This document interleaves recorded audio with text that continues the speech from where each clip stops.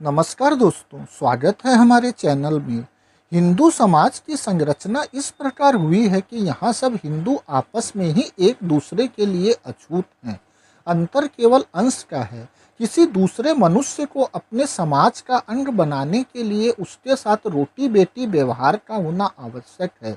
जिसके साथ आप खान पान और ब्याह शादी नहीं कर सकते, वह कभी भी आपका रक्त मांस नहीं बन सकता।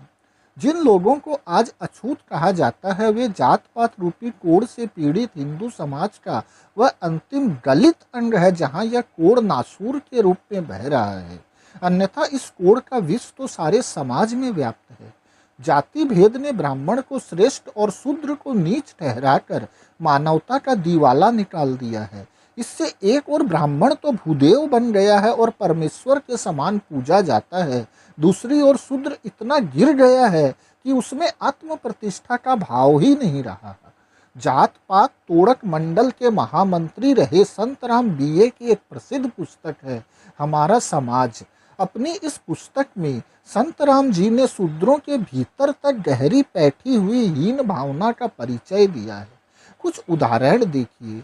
संत राम जी बता रहे हैं कि शूद्र लोग द्विजों की दीर्घकालीन दासता के कारण इतने गिर गए हैं कि यदि द्विज उनकी स्त्रियों के साथ भी व्याभिचार करे तो वे क्रुद्ध होने के स्थान पर इसे अपना सौभाग्य समझते हैं। अतएव मालावार में यदि नंबूदरी ब्राह्मण नायर यानी शूद्र जाति की स्त्रियों को रखैल बनाकर रखे तो नायर लोग इसे बड़ी प्रतिष्ठा की बात समझते हैं।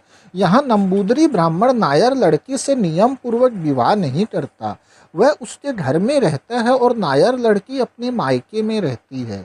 नंबूदरी रात को उसके घर जाता है और सवेरे चला आता है। इस प्रकार के विवाह को संबंधम कहते हैं। ब्राह्मण नायर लड़की के घर खान पान भी नहीं करता है।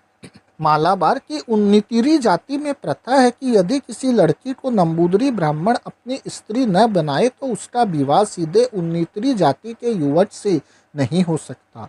उससे पहले अपने से ऊपर की तिरुविप्पाड़ जाति के किसी पुरुष से 4 दिन के लिए विवाह करना होता है।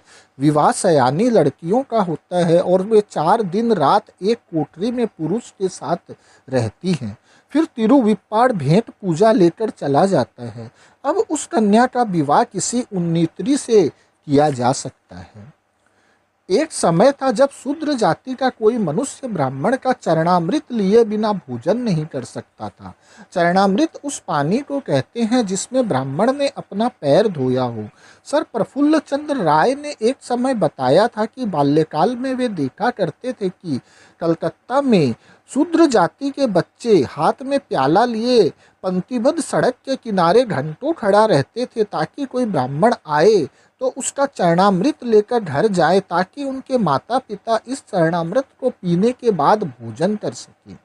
शूद्र जातियां अब तक भी ब्राह्मण को पूज्य और पवित्र मानती है। वे अब तक भी अनपढ़ से अनपढ़ ब्राह्मण को स्वामी या महाराज कहकर ही बुलाती हैं। कालीकट के कुलाड़ी नामक ग्राम में एक नवयुवती का बच्चा कुएं में गिर पड़ा।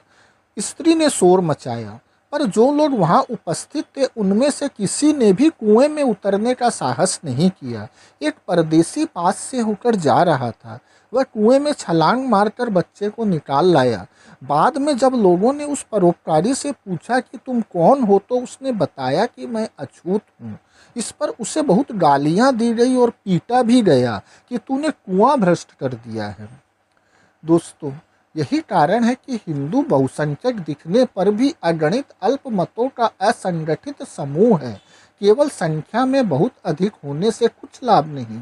लाभ तभी है जब उस समाज में संगठन भी हो। बहुधा देखा जाता है कि थोड़े से संगठित व्यक्ति भी भारी भारी असंगठित भीड़ों को मारकर भगा देते हैं। हिंदुओं के संगठन में सबसे बड़ी बाधा जात पात ही है। इसके कारण हिंदू समाज नारंगी की भांति ऊपर से एक दिखने पर भी भीतर से उसकी फांकों के सदृश पृथक पृथक जातियां हैं। इन बहुसंख्यक जातियों और उपजातियों का आपस में खान पान और ब्याह शादी की दृष्टि से उतना ही संबंध है जितना चिड़ियाघर के पशु पक्षियों का आपस में होता है। धन्यवाद दोस्तों।